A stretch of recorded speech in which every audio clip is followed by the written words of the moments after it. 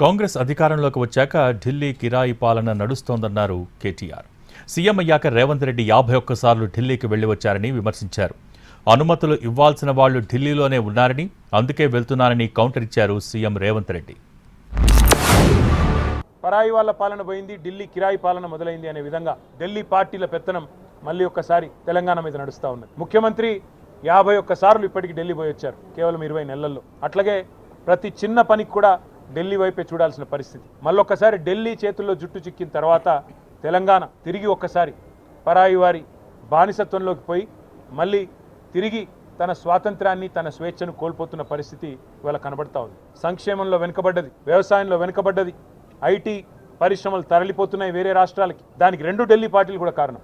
ఒక కాంగ్రెసే కాదు, ఖచ్చితంగా బీజేపీ కూడా దానికి కారణం అని చెప్పక తప్పదు. అనుమతులు ఇవ్వాల్సిందే ఢిల్లీలో ఉంటే మీరు దుబాయ్ పోయి అడగలేరు కదా.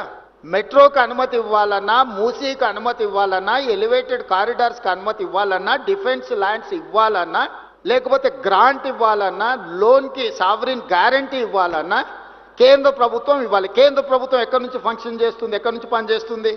ఢిల్లీ నుంచి. ఢిల్లీలో మాకు పెద్ద బంగ్లా ఇచ్చిండ్రు ముఖ్యమంత్రికి. నెలకు 4 రోజులు ఢిల్లీలో ఉండి అన్ని శాఖల అనుమతులు తీసుకొని పోవడానికి ఢిల్లీలో ముఖ్యమంత్రి గారికి బంగ్లా ఇచ్చిండ్రు. దాన్ని ఫామ్ హౌస్ లాగా వాడుకొని దావతులు చేసుకొని ఇయ్యలే.